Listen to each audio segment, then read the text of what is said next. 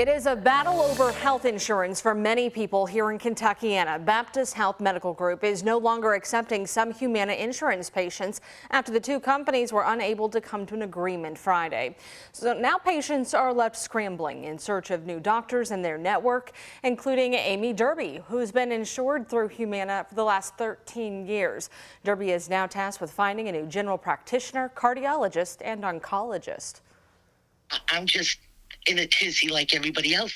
But now that I'm out of network, I can't get any actual answers on what copays or hospitalizations or procedures are going to be.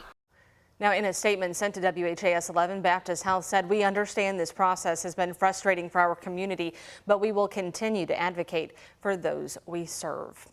JCPS early childhood students finally returned to the classroom this week. The district delayed that start of the program from August 23rd to September 25th after that transportation mess at the start of the school year.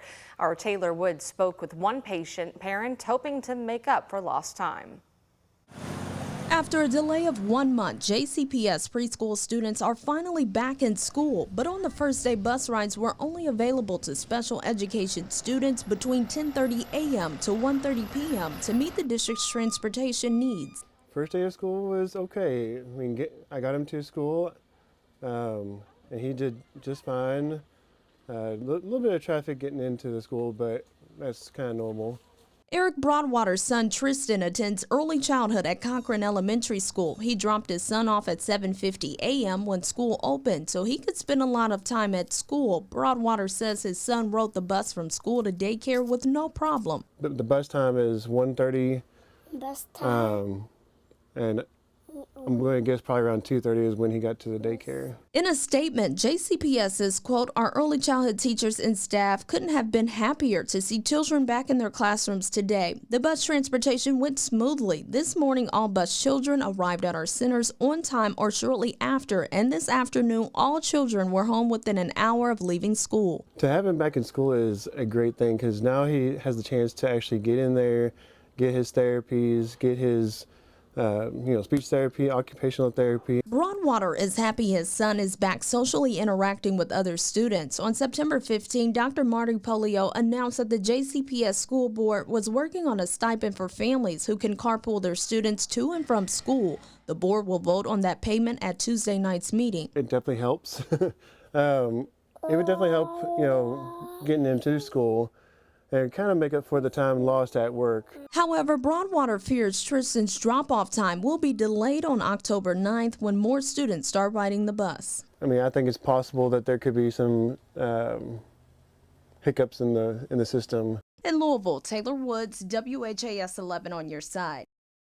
Now tonight, the school district will vote to potentially pay $5 a day up to $25 a week to those parents who drive their preschoolers or early childhood students to school. A female pedestrian was killed this morning on Lexington Road at Penwood. Officers said it happened before 7 when a car headed east on Lexington Road struck a woman crossing that intersection. She died at University Hospital. We do know the driver remained at the scene and LMPD is handling this case. In Park Hill, Louisville Metro homicide detectives are investigating a woman's death. Officers responded to welfare checks at a home on Wilson Avenue Sunday where they found Donata Rodriguez Hernandez dead. The coroner's office determined foul play was involved. Anyone with information on this death investigation is asked to call the anonymous tip line 574-LMPD. You can also use the department's online portal. A Louisville bar owner is no longer facing charges today after being accused of sexual assault over a year ago. Last week, a grand jury decided there was not enough evidence to bring charges against David Mattingly, the owner of Nowhere Bar in the Highlands. Well, last year, he was charged with sexual abuse, accused of drugging a man at his house and sexually assaulting him while unconscious. He is officially cleared of those charges. Some good news from LMPD officer Brandon Haley, who is back home and recovering from a gunshot wound he received on the job.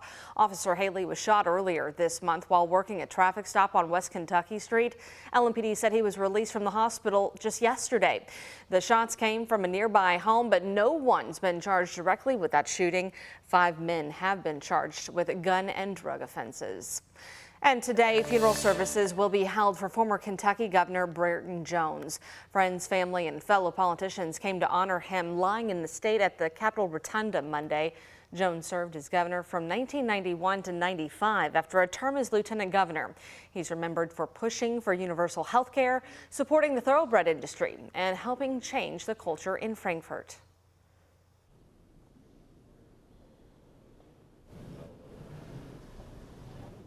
And Governor Andy Beshear has directed flags at half-staff today in Jones' honor.